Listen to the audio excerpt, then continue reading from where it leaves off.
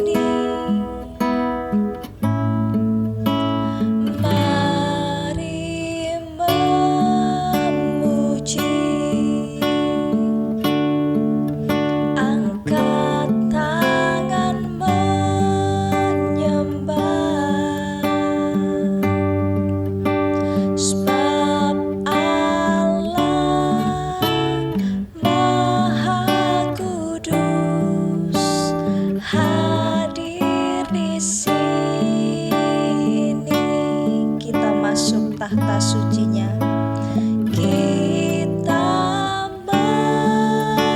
masuk, tahta sucinya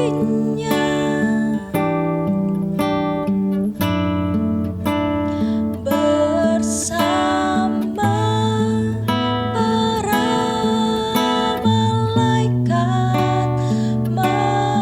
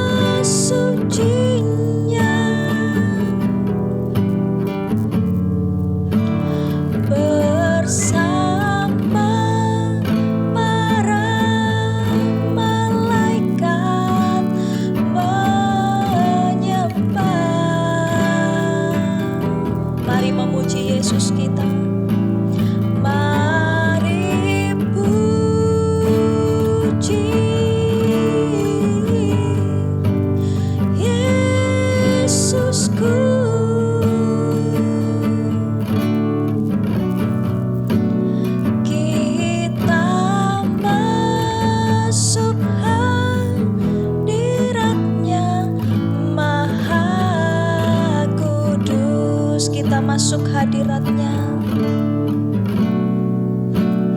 Kita masuk hadirat-Nya Maha Kudus. Mari kita berdoa. Bapa di dalam kerajaan surga, kami puji, kami agungkan Engkau ya Tuhan yang memelihara dan menjadi guru dalam diri dan hidup kami. Di dalam perjalanan kami menjadi murid-Mu ya Tuhan, Engkau Allah yang selalu memegang kami. Karena itu Tuhan, pada hari ini kami kembali memuliakan Tuhan, mengagungkan Engkau, bersekutu denganmu. Kiranya Engkau berkenan atas kami, ampuni dosa dan pelanggaran kami ya Bapa, supaya pada hari ini kami berkenan dan layak di hadapan Tuhan. Segala puji dan syukur kami naikkan kepadamu. Sebentar kami juga akan belajar bersama-sama akan kebenaran firman Tuhan. Kiranya Tuhan menolong kami. Ini doa kami Tuhan, di dalam nama Yesus kami berdoa. Amin. Ya, Bapak Ibu yang dikasihi Tuhan, pada hari ini tema firman Tuhan kita adalah di dalam Kristus. Ya, di dalam Kristus, saya ajak kita semua untuk membuka di dalam satu bagian Efesus pasal 2 ayat 1 sampai ayat yang ke-10. Efesus pasal 2 ayat 1 sampai ayat yang ke-10. Jika Bapak Ibu sudah menemukannya di dalam Alkitab masing-masing, ya, firman Tuhan ini akan kita sama-sama simak. Dan kita akan mendengarkannya melalui Alkitab audio. Kita akan bersama-sama menyimak bagian firman Tuhan ini. Kamu dahulu sudah mati karena pelanggaran-pelanggaran dan dosa-dosamu. Kamu hidup di dalamnya karena kamu mengikuti jalan dunia ini. Karena kamu mentaati penguasa kerajaan angkasa, yaitu roh yang sekarang sedang bekerja di antara orang-orang durhaka. Sebenarnya, dahulu kami semua juga terhitung di antara mereka.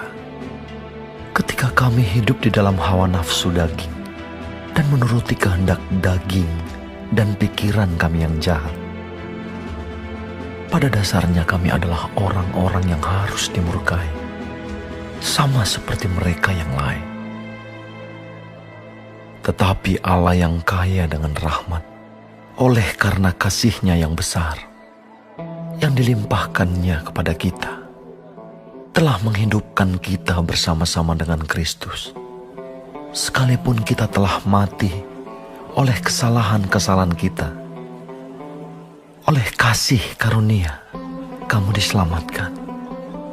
Dan di dalam Kristus Yesus, Ia telah membangkitkan kita juga dan memberikan tempat bersama-sama dengan Dia di surga, supaya pada masa yang akan datang Ia menunjukkan kepada kita kekayaan kasih karunia-Nya yang melimpah-limpah sesuai dengan kebaikan-Nya terhadap kita dalam Kristus Yesus. Sebab karena kasih karunia kamu diselamatkan oleh iman. Itu bukan hasil usahamu, tetapi pemberian Allah. Itu bukan hasil pekerjaanmu. Jangan ada orang yang memegahkan diri. Karena kita ini buatan Allah, diciptakan dalam Kristus Yesus untuk melakukan pekerjaan baik yang dipersiapkan Allah sebelumnya. Ia mau supaya kita hidup di dalamnya. Pada hari ini kita akan bersama-sama bicara tentang apa yang akan dikatakan Paulus kepada jemaat di Efesus melalui Efesus pasal 2 ayat 1 sampai 10 yang tadi kita sudah baca bersama-sama. Sebelumnya saya mau mengawali ini dengan sebuah cerita. Suatu kali ada seorang reporter, ada seorang reporter yang kemudian dia mendapatkan suatu tugas yang membuat dia bahagia. Kenapa Bapak Ibu dia bahagia? Karena atasannya memanggil dia, lalu kemudian memberikan sebuah tugas kepada si reporter ini untuk meliput berita dari sebuah tempat wisata yang baru dibuka. Ya, tempat wisata yang cukup menyenangkan, yang besar, lengkap hotel, resto dan segala macam ada di sana, dan membutuhkan stasiun TV ini untuk meliput berita tentang tempat wisata itu, salah satunya sebagai alat untuk mempromosikan agar orang-orang Indonesia tahu dan kemudian bisa datang ke tempat itu, ya, supaya tempat wisata itu menjadi ramai dengan pengunjung. Untuk itu stasiun tempat wisata yang akan dipromosikan ini kemudian memberikan bukan hanya tiket gratis untuk pergi ke tempat wisata itu, tetapi juga sekaligus dengan hotel dia menginap dan juga untuk makanannya. Ya, jadi sebagai bentuk kerjasama, jadi reporter ini bersama dengan timnya, kameramennya ini pergi ke sana dan mereka free biaya selama 3 hari. Tapi mereka harus membuat sebuah liputan yang baik, yang bagus, yang menarik, sehingga ketika ditayangkan di stasiun TV itu banyak orang tertarik dan mengunjungi tempat wisata itu.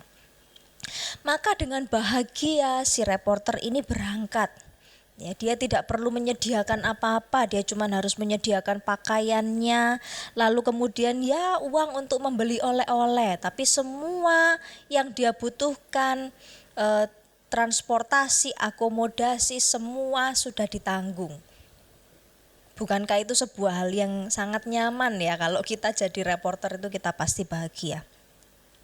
Lalu kemudian sampailah si reporter ini di tempat wisata itu bersama dengan timnya. Dan benar sekali, ketika dia melihat tempat wisata itu dia terkagum-kagum. Wah, tempat itu baru tetapi tempat itu sangat bagus, sangat menyenangkan, sangat cocok untuk menjadi tempat liburan baik sendiri maupun keluarga.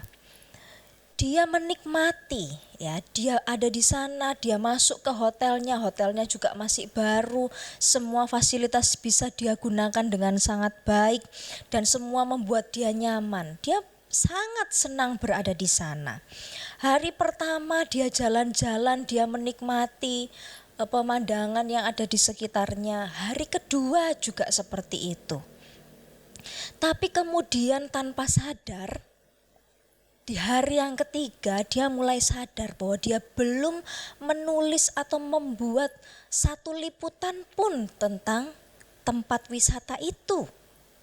Padahal tujuan utama kedatangannya ke sana adalah untuk membuat liputan, bukan untuk berekreasi.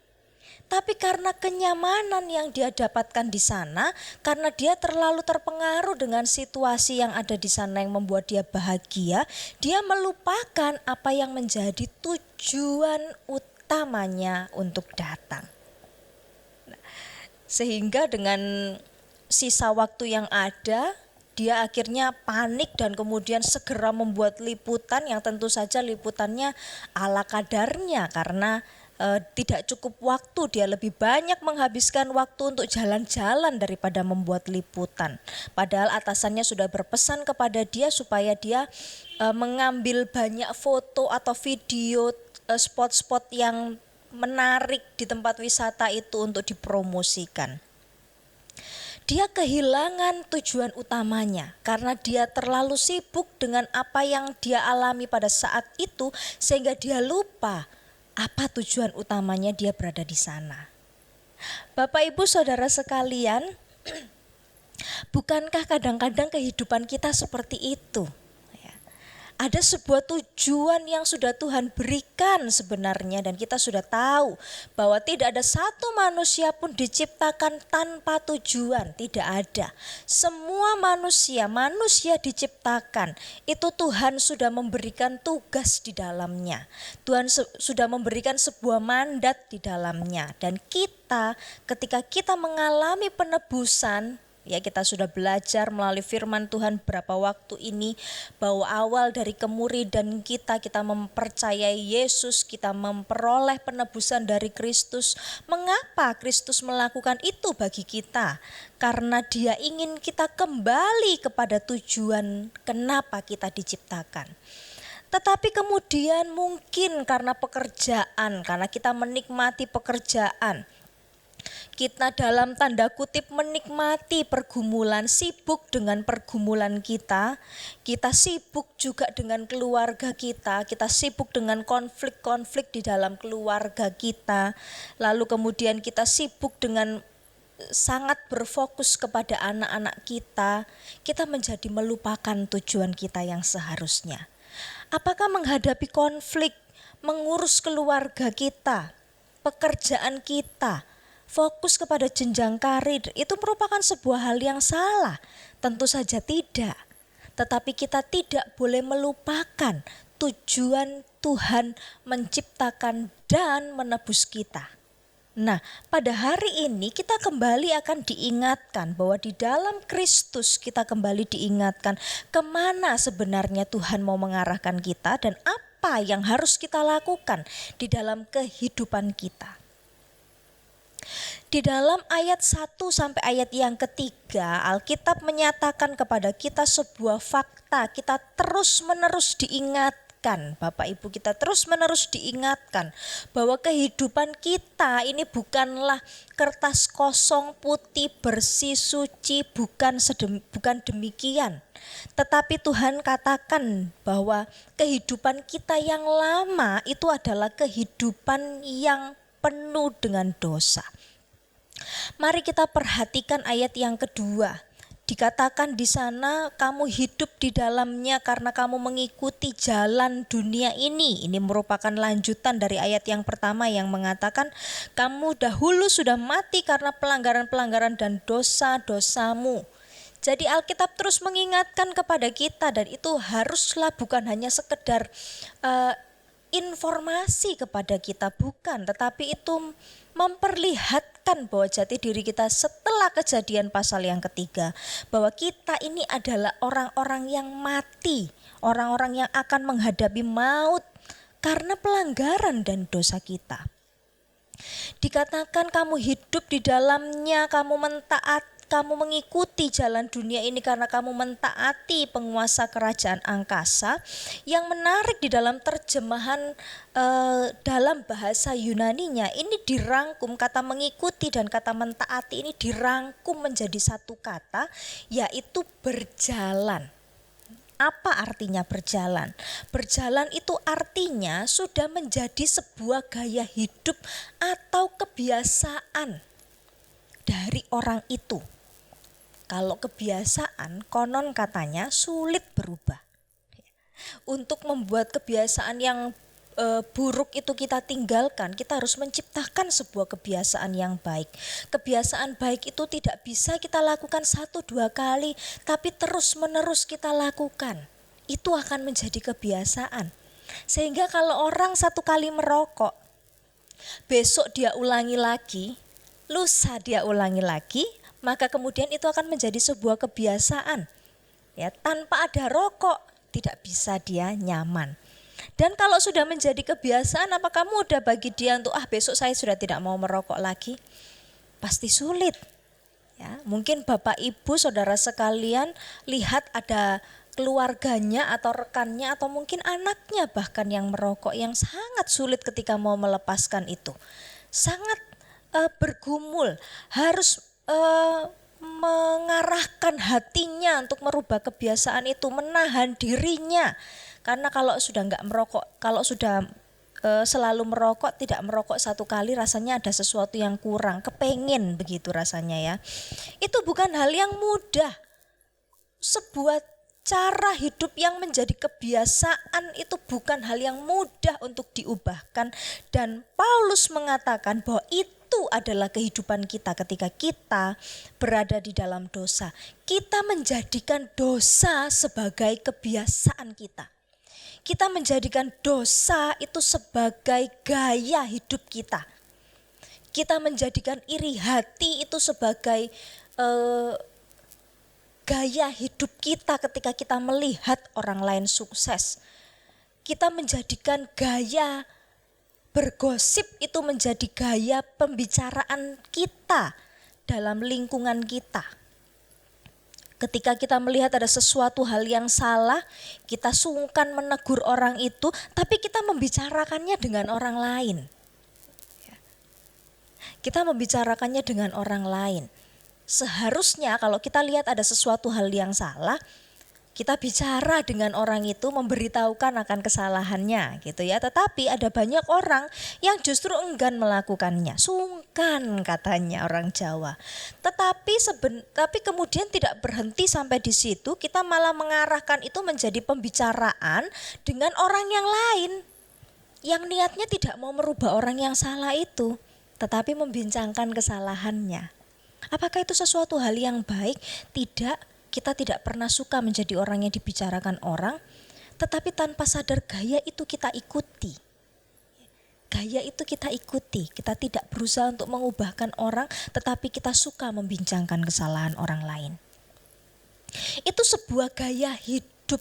Itu yang dikatakan Paulus, kamu berjalan di dalam dunia ini. Kata dunia itu lebih diarahkan bukan kepada bumi tetapi kepada dunia yang jahat, dunia yang penuh dengan dosa. Itu yang dimaksudkan. Dan itu bukan hal yang mudah karena manusia ketika sudah menjadi kebiasaan, dosa menjadi kebiasaan, itu kemudian manusia itu dikatakan bahwa manusia itu diperbudak oleh dosa.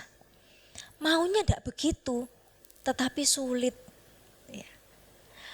Maunya tidak malas, tapi keinginan kita, tubuh kita rasanya kok gak kepengen gitu ya menuruti dosa, tapi akhirnya menuruti juga. Karena apa? Malas itu enak. Tidak melakukan apa-apa, cuman makan tidur aja itu sangat enak. Kalau kerja keras itu gak enak. Karena apa? Capek gitu. Capek sekali. Tetapi kalau cuman tidak melakukan apa-apa, tidak berpikir keras, santai, nonton televisi, makan dan tidur, itu sesuatu yang enak. Main game sepanjang hari itu sesuatu yang sangat nyaman. Rasanya kita tidak ingin bangkit. Hati-hati berjalan di dalam dunia ini, bahwa manusia itu sudah diperbudak oleh dosa, dan itulah kondisi manusia ketika manusia berdosa. Dan itu bukan sebuah hal yang gampang untuk dirubah. Suatu ketika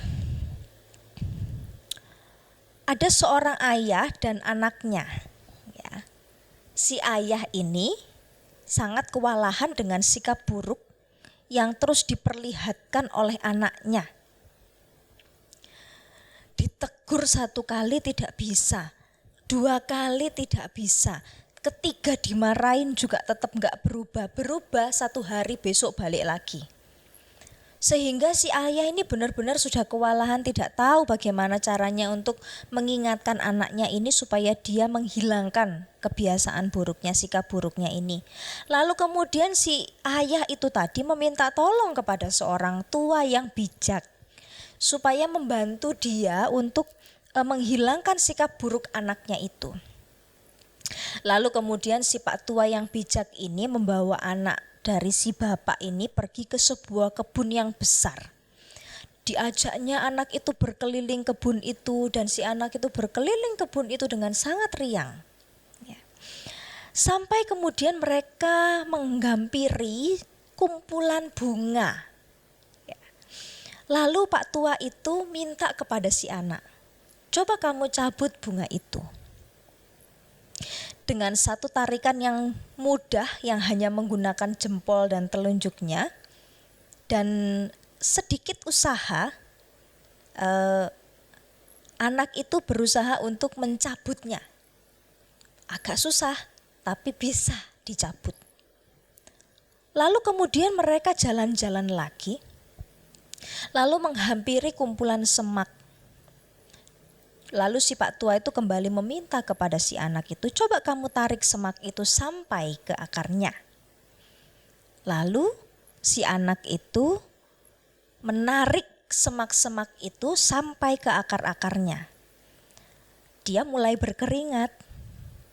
Lalu kemudian dengan kepo, ya karena sudah remaja, dia kemudian bertanya, buat apa sih saya harus mencabut bunga dan semak-semak itu? Dia tanya seperti itu kepada Pak Tua. Tapi Pak Tua itu tidak menjawab. Pak Tua hanya mengatakan, ayo kita lanjutkan dulu perjalanan kita.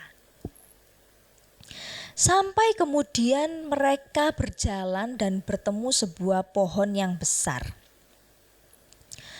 Sekarang coba kamu cabut pohon itu sampai ke akar-akarnya, kata Pak Tua itu lagi. Dan kali ini si anak itu menjadi benar-benar bingung. Ya tapi dia tetap taat saja. Dia coba peluk pohon itu, lalu dengan sekuat tenaga dia coba angkat, dia coba tarik, dia coba cabut dari akarnya. Lalu kemudian dia berhenti melakukannya dan kemudian menengok kepada si bapak dan mengatakan, ini tidak mungkin Pak, karena itu pohon yang sudah besar. Tidak mungkin saya bisa mencabut itu sampai ke akar-akarnya. Maka si bapak itu mengatakan, begitu juga dengan sifat burukmu. Semua itu harus mulai dihilangkan ketika kamu masih kecil. Karena kalau sifat itu kamu biarkan, maka ia akan tumbuh seiring pertumbuhanmu dan akan semakin sulit lagi untuk dihilangkan.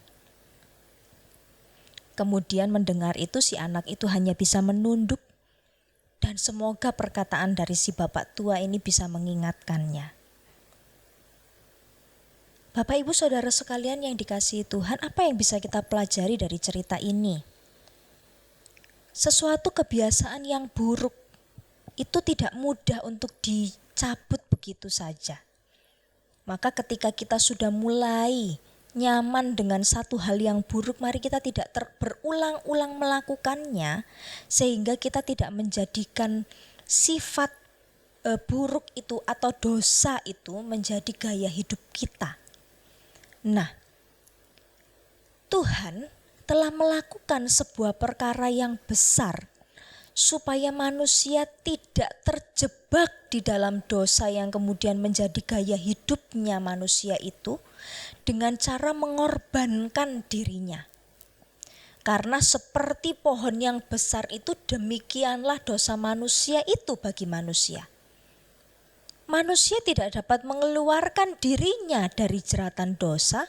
Manusia tidak dapat menyelamatkan dirinya dari hukuman maut yang harus diterima karena kejahatannya. Sehingga Yesus berinisiatif dengan darahnya yang dicurahkan mencabut kita, mencabut kita di dalam hukuman kekal itu dan memindahkan kita kepada terangnya yang ajaib. Itu dinyatakan oleh Efesus pasal 2 ayat 8 dan 9. Dikatakan di sini, sebab karena kasih karunia kamu diselamatkan. Itu bukan hasil usahamu tetapi pemberian Allah. Itu bukan hasil pekerjaanmu, jangan ada orang yang memegahkan diri. Di dalam bagian ini secara jelas kita sudah mengetahui bahwa kita sebagai orang-orang yang tadinya mati di dalam pelanggaran-pelanggaran kita.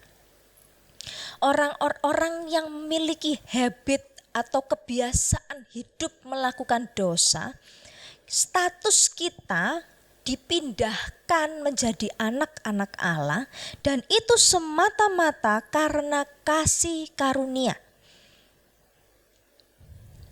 Di dalam teologi reformasi kita kenal itu sebagai sola gratia, hanya oleh anugerah. Tidak ada satu orang pun yang berbuat baik, yang menabung pahala, yang berusaha untuk melayani Tuhan dan kemudian mengatakan kepada Tuhan, aku kan sudah pelayanan Tuhan, kenapa doaku tidak Engkau jawab? Kita berusaha membeli anugerah Tuhan dengan pelayanan yang kita kerjakan. Saya kan sudah ibadah minggu Tuhan, Bahkan masa-masa pandemi waktunya sulit lihat di YouTube itu enggak konsen, tapi saya memaksakan diri. Tapi saya berdoa minta berkat, tidak engkau berkati. Kita merasa berhak menuntut Allah karena kita ini sudah melakukan perbuatan-perbuatan yang baik, perbuatan-perbuatan yang mendekat kepada Tuhan. Tapi Bapak Ibu yang dikasihi Tuhan, firman Tuhan jelas mengatakan kita bahwa kalaupun kita melakukan peribadatan, kalaupun kita melayani, kalaupun kita memberikan persembahan, kalaupun kita belajar Alkitab, kalaupun kita mau taat di dalam pergumulan, itu adalah sebuah kehidupan yang sudah seharusnya kita kerjakan sebagai orang-orang yang menerima penebusan. Karena sebelum kita melakukannya, sebelum kita sanggup melakukannya, Tuhan sudah lebih dahulu melakukan kepada kita penebusan keselamatan. Hanya oleh anugerah, sola gratia. Ketika kita masih menjadi orang-orang yang hidup dalam dosa, yang jahat, yang memikirkan hal yang buruk di dalam pikiran kita, yang membatin orang dengan hal-hal yang jahat, yang kemudian merencanakan hal yang buruk kepada orang lain, yang sengaja atau tidak sengaja menyakiti orang lain melalui perkataan, Tuhan sudah menebus Bapak Ibu. Hanya oleh anugerah. Apakah kita layak mendapatkannya? Tidak. Orang yang merencanakan hal buruk kepada orang lain, orang yang menjadi batu sandungan bagi orang lain tidak layak untuk dimaafkan. Tetapi karena sola gratia, semua hanya anugerah.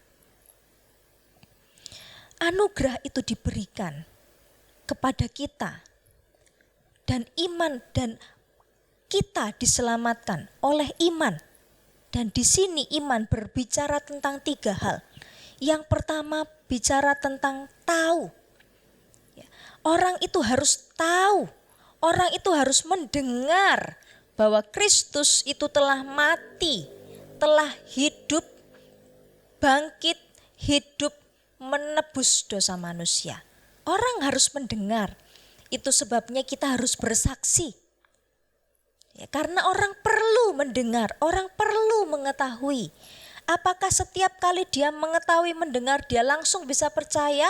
Itu pekerjaan Roh Kudus. Kita tidak berhak untuk mencampuri. Sehingga Bapak Ibu tidak boleh katakan, saya sudah coba bersaksi, tapi dia enggak percaya. Itu bukan bagian kita. Itu bagian Allah yang melakukannya. Bagian Roh Kudus yang menginsyafkan orang itu. Tetapi untuk membuat kita mengerti, mengetahui, dan orang lain mengetahui, kita perlu memberitakan. Iman itu bicara tentang mengetahui, tentang kisah penebusan Kristus. Yang kedua, iman itu bukan hanya mengetahui tetapi juga mengakui. Ada sebuah keyakinan bahwa di dalam diri kita percaya Yesus sebagai Juru Selamat. Percaya Yesus sebagai Juru Selamat. Percaya Yesus saja belum cukup, karena setan pun percaya Yesus. Setan pun mengakui Allah. Tetapi percaya Yesus sebagai Juru Selamat itu merupakan hal yang kedua yang mendasari iman kita. Mengetahui, mengakui ketuhanan Kristus dan mengakui bahwa Dia adalah Juru Selamat. Yang ketiga, iman itu tidak hanya sekedar mengetahui dan mengakui, tetapi juga menyerahkan diri.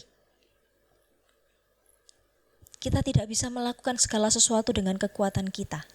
Kita harus menyerahkan diri kita kepada Tuhan, sepenuhnya, secara total kepada Tuhan.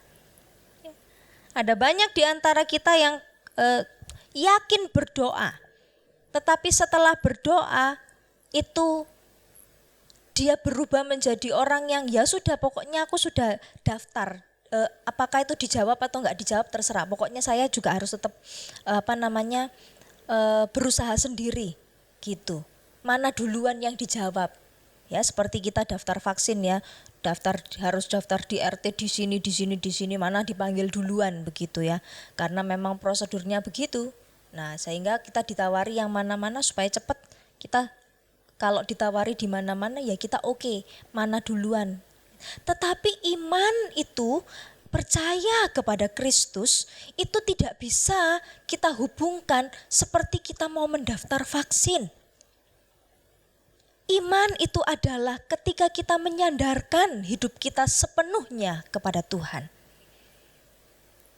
Percaya, doa itu bukan solusi yang paling mentok. Doa itu bukan plan B. Doa itu bukan alternatif. Tetapi doa itu merupakan sebuah usaha pertama ketika kita menghadapi segala sesuatu dalam hidup kita. Di dalam Kristus kita percaya. Tidak hanya sekedar tahu bahwa Dia telah mati bagi dosa kita, tetapi juga yakin bahwa Dia adalah juru selamat kita. Dan yang ketiga, kita belajar untuk menyerahkan, bersandar diri kita sepenuhnya kepada Tuhan. Sehingga marilah kita belajar bahwa kita ini adalah orang-orang yang sedemikian diberikan fasilitas seperti si reporter itu tadi, diberikan fasilitas sedemikian rupa. Ya, kita mendapatkan keselamatan, kita ditebus, kita dipindahkan kepada kekekalan dari hukuman kekal, tapi tidak berhenti sampai di situ. Karena seperti si reporter yang saya ceritakan di awal cerita bahwa dia mendapatkan fasilitas itu untuk membuat dia memenuhi tujuannya yang sudah diberitahukan kepada dia sebelumnya. Setiap kita ketika kita dipindahkan, kita beroleh keselamatan, tidak berhenti sampai di situ. Tidak berhenti sampai kita menyatakan iman, kita dibaptis, selesai tugas kita, tidak. Tetapi dikatakan dalam ayat yang ke-10, karena kita ini buatan Allah diciptakan dalam Kristus untuk melakukan pekerjaan baik. Itu yang dimaksudkan Tuhan. Ada sebuah tujuan yang Tuhan sedang tuju, yaitu supaya kita orang-orang yang sudah diselamatkan ini melakukan pekerjaan baik yang sudah dimulai duluan oleh Kristus, yaitu pekerjaan penyelamatan orang, penyelamatan jiwa manusia yang dari dosa dan hukuman kekalnya menuju kepada penebusan dan keselamatannya. Kita diciptakan juga untuk melakukan pekerjaan-pekerjaan yang Kristus lakukan. Itu sebabnya ketika Yesus naik ke sorga, Dia tidak berhenti sampai di situ. Dia mengutus murid-muridnya, Dia memperlengkapi murid-muridnya. Supaya apa? Supaya lebih banyak orang mengetahui pekerjaan baik itu, bahwa apa yang Yesus lakukan untuk menyelamatkan manusia tidak hanya bagi orang Yahudi, tapi bagi orang-orang yang dicintai Tuhan. Efektif bagi orang-orang yang dipilih olehnya. Bapak Ibu yang dikasihi Tuhan, yang dipersiapkan Allah sebelumnya, lanjutan dalam ayat yang ke-10, Ia mau supaya kita hidup di dalamnya. Sekali lagi kata hidup di dalamnya di sini kembali memakai kata berjalan, yang merupakan gambaran dari the way of life. Bagaimana jalan hidup orang itu, yaitu untuk melakukan pekerjaan-pekerjaan yang baik. Pekerjaan-pekerjaan yang baik itu adalah pekerjaan-pekerjaan yang membawa manusia itu memiliki relasi dengan Allah. Itu sebabnya Yesus memulainya dengan mencurahkan darahnya supaya keterpisahan antara manusia dan Allah itu tidak ada lagi, tetapi sudah terhubung oleh salib Kristus. Pekerjaan baik itu adalah sebuah pekerjaan yang membawa manusia itu kembali memiliki relasi yang dekat dengan Tuhan, seperti dalam Kejadian pasal yang pertama, di mana Adam itu bisa berjalan bersama-sama dengan Allah, memiliki relasi yang baik, memiliki komunikasi yang tidak dibatasi oleh apapun. Itu yang Tuhan kehendaki, dan Tuhan mau supaya kita hidup di dalam kehidupan itu. Sehingga orang yang mau berelasi dengan Tuhan yang sudah ditebus tidak mungkin bisa terus hidup di dalam kehidupannya yang fasik, di dalam kehidupannya yang mengikuti hawa nafsu, di dalam kehidupan yang berkebiasaan berbuat dosa dan tidak mau bertobat. Ini menjadi PR bagi kita semua. Di dalam Kristus, itulah tema kita pada hari ini. Membawa kita kepada tujuan, bahwa kita memiliki kembali relasi dengan Allah. Yang kemudian membawa kita menjadi ciptaan-ciptaan yang baru, mengikuti Kristus dan kebenarannya, taat kepada kehendak Allah, tidak hidup di dalam dosa kita, memberitakan kepada orang lain, supaya orang lain pun bersikap demikian. Sehingga pada hari ini, firman Tuhan mengajar kepada kita, marilah kita di dalam kehidupan kita sebagai murid Kristus. Beberapa waktu ini kita mendengar tentang titik awal kemuridan, penghalang-penghalang kemuridan. Salah satunya adalah bagaimana kita memiliki kembali sebuah kehidupan, proses menjadi murid Kristus memiliki, dan bukan hanya bicara tentang pembelajarannya tetapi bicara tentang relasinya. Kedekatan Yesus dan murid-muridnya bukan hanya kedekatan yang sifatnya seperti guru dan murid yang kalau ber-WA-an hari ini atau chattingan hari ini ya, atau pakai Google Meet atau Zoom, itu isinya cuma bahas tentang pelajaran, tidak. Tetapi semua pelajaran hidup ada di sana. Komunikasi Yesus dengan para muridnya, kedekatan Yesus dengan muridnya itu adalah sebuah kedekatan emosional, bukan hanya sekedar pembelajaran. Marilah kita juga memiliki relasi itu. Yesus di dalam Kristus, relasi itu sudah dimulai. Ya, kedekatan kita yang bukan hanya kedekatan yang sekedarnya dengan Allah, tetapi kedekatan emosi roh kita. Sehingga dikatakan bahwa kapanpun kita mencari Tuhan, Dia berkenan untuk ditemui. Itu sebuah kedekatan, tidak ada batasan. Dan di dalam Kristus kita kembali kepada fokus kita, tujuan kita sebagai ciptaan yang baru, yang tidak menghidupi gaya hidup dosa tetapi menghidupi gaya hidup ciptaan baru yang ikut menjadi imitator of God, kata Paulus, peniru-peniru Allah. Jadi marilah Bapak Ibu yang dikasihi Tuhan, kita bersama-sama belajar supaya kita tidak mengejar kepentingan diri kita sendiri, tetapi berjalan di dalam tujuan Tuhan, menjauhi dosa, tidak mengikuti jalan dunia ini, tetapi menjadi murid Kristus yang berjalan di dalam jalan mengikut Kristus.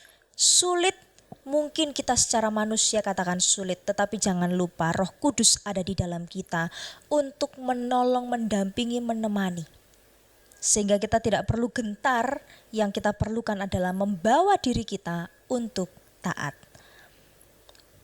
Mari kita bersama-sama bersyukur dan merenungi kebenaran firman Tuhan kita pada hari ini.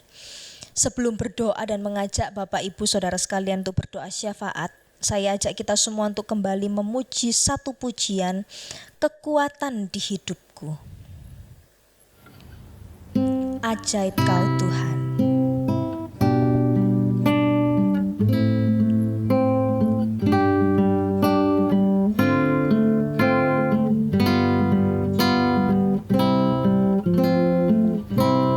Kekuatan di hidupku,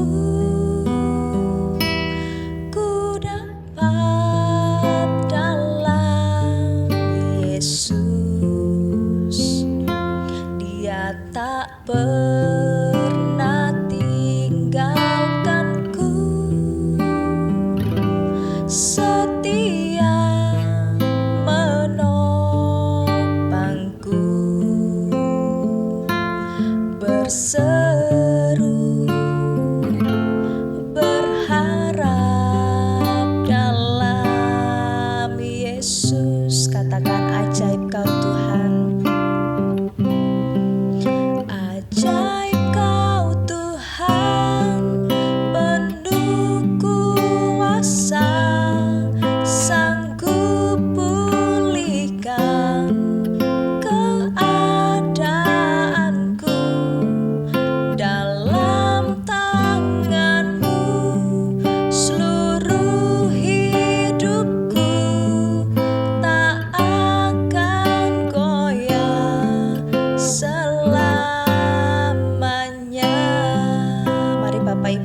kasih Tuhan, kita kembali pujikan pujian ini, kekuatan di hidupku.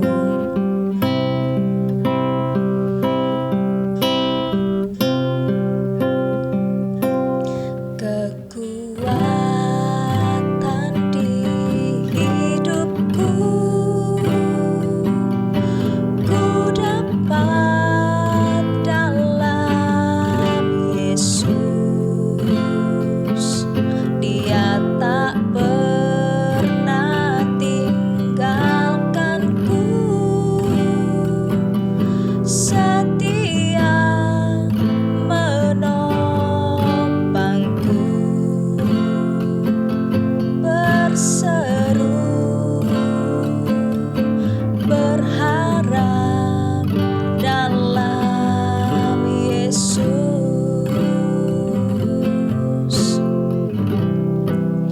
Ajaib Kau Tuhan, penuh kuasa, sanggup pulihkan keadaanku. Dalam tangan-Mu seluruh hidupku tak akan goyah selamanya, tak akan goyah selamanya,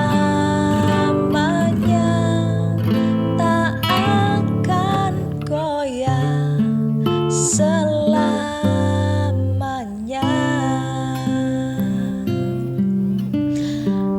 Mari saya akan pimpin kita sekaligus menutup firman Tuhan kita pada hari ini dengan doa, sekaligus mengajak kita semua berdoa bagi gereja kita, khususnya hari ini kita akan fokus bagi gereja kita, supaya Tuhan memberkati setiap komisi akan kita sebut di dalam doa kita, supaya Tuhan memberkati komisi yang ada di dalam gereja kita ini, dan pelayanan gereja ini dalam masa-masa pandemi ini tetap ditolong oleh Tuhan, sampai kepada kita digembalakan dengan baik. Mari saya mimpin kita di dalam doa. Bapak, Ibu, dan Saudara sekalian mengaminkannya. Bapa di dalam kerajaan surga, terima kasih untuk kebenaran firman Tuhan. Kami boleh diberkati pada hari ini, mengarahkan kami bahwa di dalam Kristus kami diingatkan bahwa kami adalah orang-orang yang tidak layak, tetapi kami menerima penebusan itu, kami menerima anugerah itu, sehingga kami menjadi ciptaan yang baru. Untuk itu kami juga diingatkan bahwa kami memiliki tujuan di dalam Tuhan.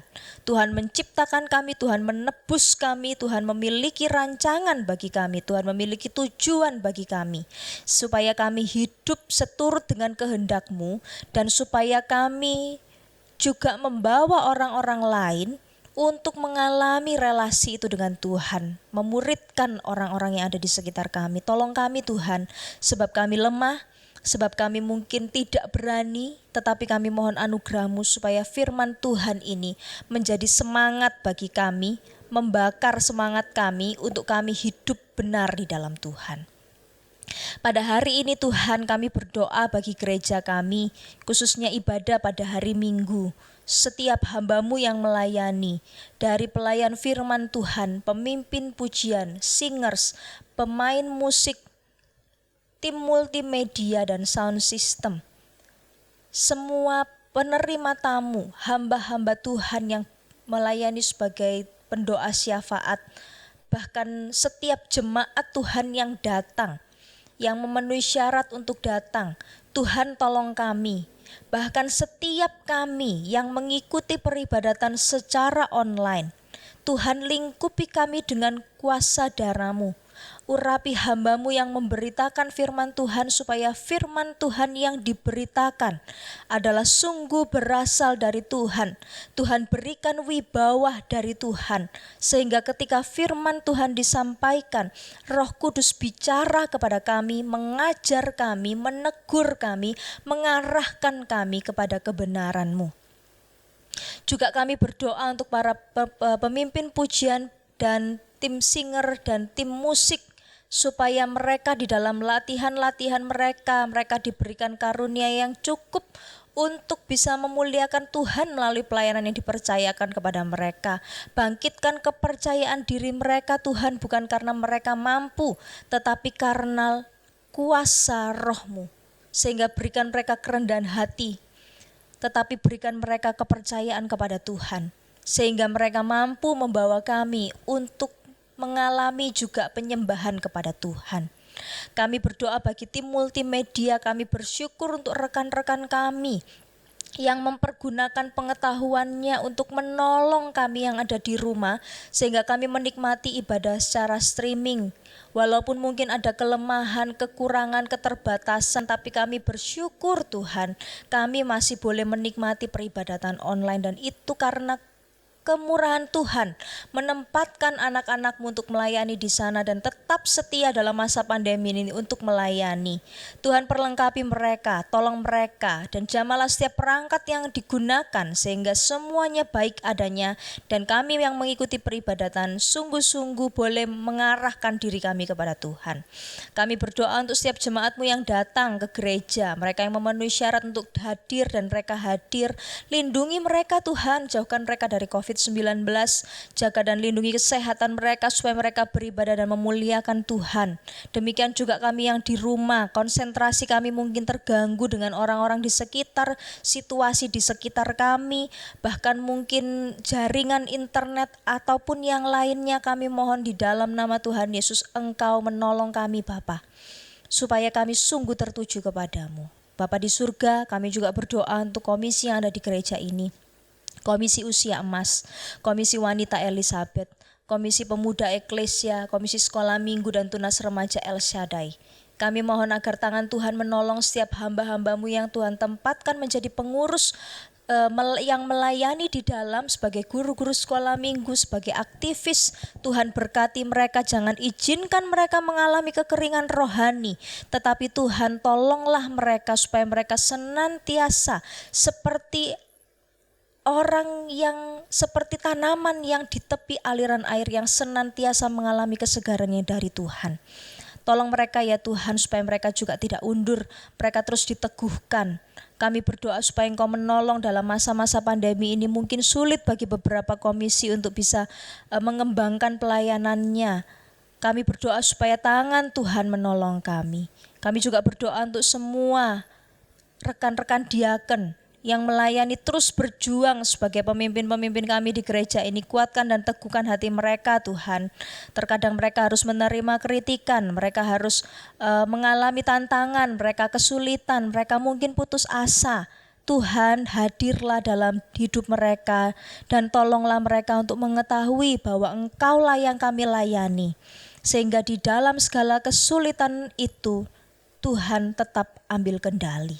Karena itu berkatilah semua jajaran majelis hamba-hamba Tuhan, Saudari Ike sebagai ketua majelis bersama dengan rekan-rekan yang lain. Tuhan menolong meneguhkan mereka senantiasa. Kami juga terus berdoa menyerahkan untuk jemaat Tuhan yang saat ini mungkin sudah berusia lanjut dan kesehatannya mulai menurun. Kami memohon supaya tangan Tuhan tetap memberikan sukacita, terus supaya kehidupan manusia batinnya mereka terus dibangun, sehingga menghadapi situasi yang ada tetap Tuhan beri sukacita. Kami bersyukur karena Tuhan menolong hamba-hamba-Mu yang dalam kelemahan tubuh, tetapi Tuhan masih berikan kekuatan, kesempatan untuk memuliakan Tuhan. Terus tolong mereka ya Bapa. Kami juga berdoa bersama-sama dengan hamba-hamba-Mu yang baru saja mengalami kelemahan tubuh. Tuhan berikan pemulihan secara total kepada mereka. Tolonglah mereka ya Bapa, supaya mereka sungguh-sungguh boleh melihat Tuhan dalam situasi kehidupan mereka. Mereka semakin dekat, mereka memberi diri mereka kepada Tuhan. Terima kasih Tuhan. Segala puji dan syukur kami naikkan kepadamu. Kami bersyukur untuk kehidupan kami yang terus Tuhan tolong dalam masa-masa pandemi ini. Kami tetap bisa melewatinya karena kami tahu kami punya Allah yang luar biasa. Ini doa kami dan syafaat kami Tuhan, yang kami naikkan hanya di dalam nama Tuhan kami, Yesus Kristus. Amin. Mari kita mengakhiri persekutuan kita pada malam hari ini kembali di dalam aktivitas kita, tetapi juga mengarahkan dan mengajar diri kita supaya kita tetap hidup, tidak mengikuti keinginan-keinginan kita duniawi, tetapi kita mengikuti keinginan-keinginan Kristus. Marilah kita tetap belajar untuk berdisiplin secara rohani dan kita tetap arahkan diri kita kepada Tuhan. Karena itulah bagian yang paling penting dan yang paling membuat kehidupan kita mengalami sejahtera. Mari Bapak Ibu Saudara sekalian, kita tundukkan kepala kita sekali lagi dan kita menerima berkat Tuhan. Kami mengakhiri ibadah kami ini Tuhan, doa kami semalam pada hari ini, kiranya nama-Mu dipermuliakan. Kiranya kasih karunia dari Allah Bapa kita, damai sejahtera dalam Kristus Yesus, kekuatan dan persekutuan dari Allah Roh Kudus, menyertai setiap kita dari saat ini hingga Tuhan Yesus datang kembali. Amin. Tuhan memberkati kita semua, selamat beraktivitas, selamat beristirahat, dan selamat bersekutu bersama dengan keluarga. Kita jumpa lagi Kamis yang akan datang. Tuhan Yesus memberkati.